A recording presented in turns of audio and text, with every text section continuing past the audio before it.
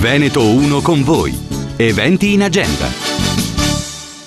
Veneto 1 con voi, ben ritrovati sui 97.500 di Radio Veneto 1, ben ritrovati anche a chi ci sta seguendo attraverso i nostri canali video. Oggi siamo qui per parlare di due importanti serate a Treviso, due serate di cultura e di spettacolo, il 20 e il 27 giugno nella bellissima cornice della Loggia dei Cavalieri, proprio nel cuore della città, con le esibizioni di Fabrizio Paladin e di Giulio Casale, due nomi noti agli amici di Radio Veneto 1 e noti anche a tanti trevigiani. Prima però vi presento l'ospite con me in studio oggi. Allora saluto Luciana Cremonese, presidente della cooperativa Solco. Buongiorno. Buongiorno e ben ritrovata. Allora, cooperativa Solco, che in collaborazione con il Comune di Treviso e con la fattiva collaborazione anche di una rete importante di associazione, ha messo in piedi per il terzo anno consecutivo la rassegna dove potremo assistere alle esibizioni dei due artisti che ho appena citato, Robe da Matti.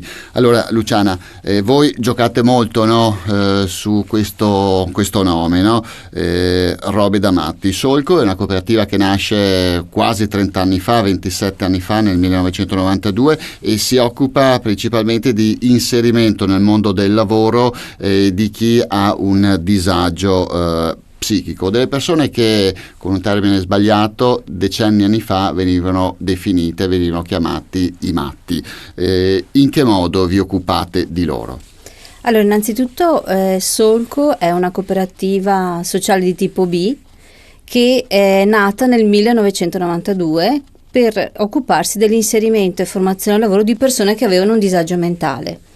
Mi piace parlare della storia di Solco semplicemente perché nasce da una comunità terapeutica. Un gruppo di medici e infermieri si chiedevano cosa si poteva fare di alternativo rispetto ad avere dei pazienti che girovagavano per la struttura. Nasce con l'allevamento delle oche di animali da cortile, da qui anche poi nella locandina c'è la nostra oca rosa fucsia. Noi nel tempo ci siamo un po' specializzati, evoluti e ci occupiamo dell'inserimento attraverso il lavoro e collaboriamo con le aziende del territorio e non solo. Attualmente noi occupiamo circa una settantina di persone che arrivano da noi grazie ai servizi sociali e all'appalto con la psichiatria. Di fatto noi collaboriamo con diverse aziende, infatti noi siamo iscritti all'Associazione degli Industriali. Le aziende credono in noi, mi piace sottolinearlo, non perché facciamo pena, ma perché facciamo bene il nostro lavoro. Senta, quindi nasce come con le oche, no? Allevamento di oche, ma adesso che cosa producete? Noi ci siamo specializzati nell'industria, quindi ci occupiamo di assemblaggi, di avvitamenti, di blisterature, di confezionamenti. Uno dei nostri maggiori clienti è ad esempio Osram, per il quale noi imballiamo mediamente 50 milioni di lampade.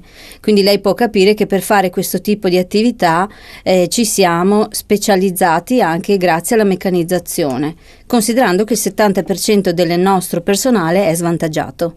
Senta, numeri importanti che di fatto vi hanno trasformato in una vera e propria azienda dove insomma bisogna comunque guardare anche al fatturato e ai bilanci. Certo, sicuramente la cooperativa non può esistere, non può vivere se non lavora.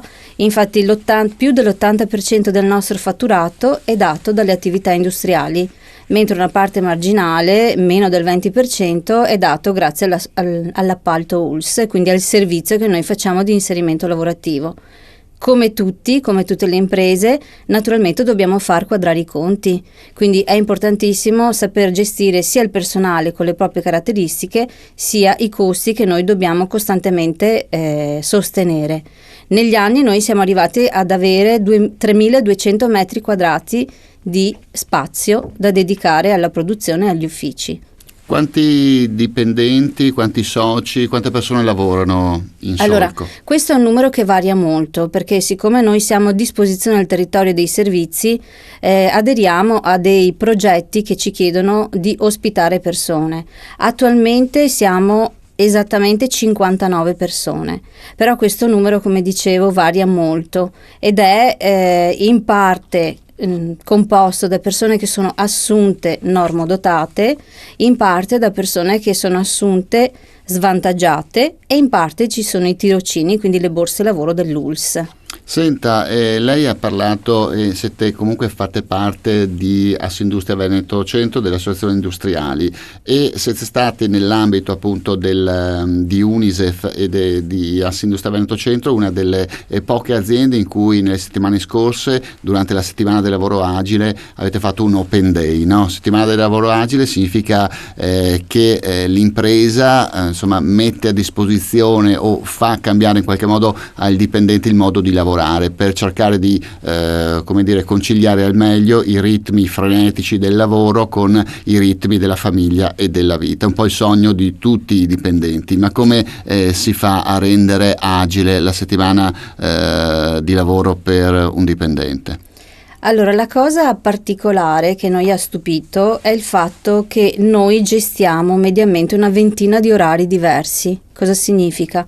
Che ogni persona ha un progetto personalizzato, quindi ha un orario suo dedicato. Questa cosa per noi è naturale ed è normale. Noi in 25 anni di attività, 27 ormai, fa parte del nostro know-how. La cosa che ci ha stupito, e poi Assindustria Veneto Centro ci ha chiesto di fare questa settimana questi incontri, perché le aziende non sono abituate a questo concetto di flessibilità. Quindi, siccome noi aderiamo anche al gruppo di sostenibilità dell'Assindustria Veneto Centro, tutte le aziende che vengono da noi ci dicono: ma come fate a conciliare produzione e orari diversi? Semplicemente perché noi cerchiamo di far sì che sia la persona al centro e il lavoro ruota attorno, quindi non il lavoro al centro e tutto il resto è subordinato. Ma secondo lei è un modello esportabile anche in altre aziende o in tutte le aziende, il vostro? Sicuramente è un modello esportabile, non è semplice da gestire. Questo è possibile perché c'è un'organizzazione che negli anni si è adeguata e si è professionalizzata con questo concetto. Non è semplicissimo, ma è fattibile.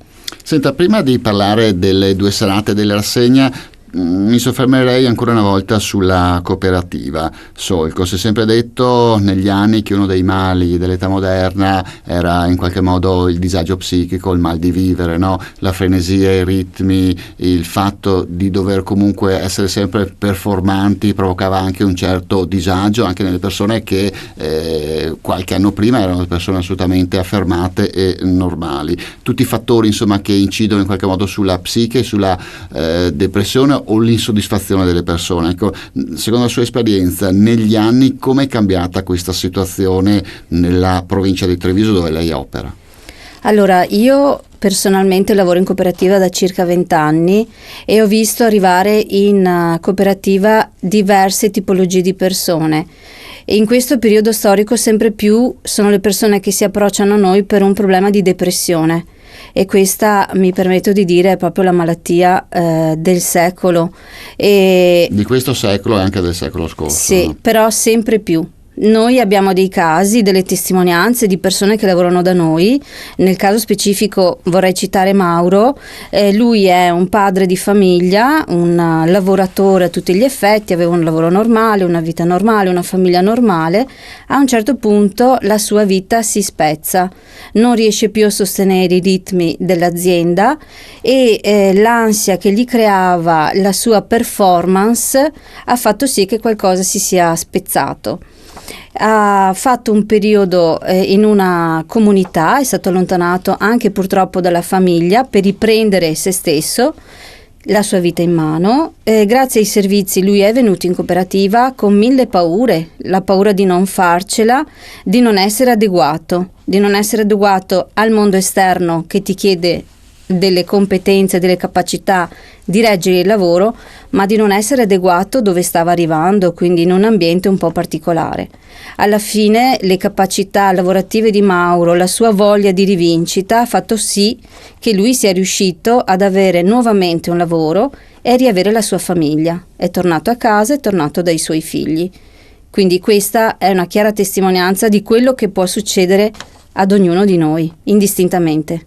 Adesso parliamo della rassegna, no, di Robe da Matti. Terzo anno, dopo 2 anni di successi, il debutto e la conferma l'anno successivo, ottima accoglienza da parte del pubblico, dei trevigiani. Adesso ci riprovate, ma qual è il senso di questa, chiamiamola, manifestazione? Allora, il senso di Robe da Matti è nato proprio per festeggiare i 25 anni e doveva finire là. Poi ci siamo accorti che il nostro desiderio di parlare di salute mentale, di follia, di comunicarlo alle piazze, non solo noi dirigenza, ma anche le persone che lavorano da noi, era talmente grande che abbiamo detto non ci fermiamo. Robe da Matti è una provocazione, però paradossalmente è un nome che è stato scelto dai nostri soci. Abbiamo proprio democraticamente proposto 7 titoli svariati e la maggior parte ha scelto questo titolo. Ci sono state naturalmente delle osservazioni negative rispetto al nome, ma la cosa bella è che quell'ironia che c'è da parte di chi ha una disabilità nei cosiddetti normodotati a volte si fa fatica a comprendere. Noi abbiamo scelto proprio la rassegna poi negli anni per portare nelle piazze quello di cui non si deve aver paura, perché come si diceva prima c'è un preconcetto, c'è lo stigma del matto. Noi stiamo dimostrando davanti a tutti che questo non è poi così reale, che la paura passa attraverso la conoscenza. Quando non si conosce si ha paura. E noi vorremmo questo, ma farlo in maniera molto leggera, nonostante i temi siano importanti. Senta, parliamo degli spettacoli 20 giugno e 27 giugno, Fabrizio Paladin e Giulio Casale, ma ci vuole dare un'anticipazione, insomma, che serate saranno? Allora, le serate saranno molto particolari. Noi tra l'altro giorno abbiamo ospitato in cooperativa proprio Fabrizio Paladin, il protagonista della prima serata con lo spettacolo Dr. Jekyll e Mr. Hyde, e già il nome la dice tutta. La cosa bella è che ha fatto una piccola anticipazione allo spettacolo in cooperativa, 5 minuti, e il messaggio che è stato trasmesso è quello che la follia, la doppia personalità non è poi sempre così tragica, è anche divertente. Infatti lui ha organizzato questo spettacolo in maniera tragicomica e noi speriamo che il messaggio che noi vogliamo veicolare tramite lui arrivi. Mentre per quel che riguarda il 27 con Casale, abbiamo scelto Casale perché lui in questo suo spettacolo parla degli artisti veneti, e infatti tra questi artisti c'è anche Gino Rossi, che ha concluso la sua vita e la maggior parte della sua vita al Sant'Artemio a Treviso. Quindi entrambe le serate sono concentrate su questo nostro concetto di follia positiva e creativa.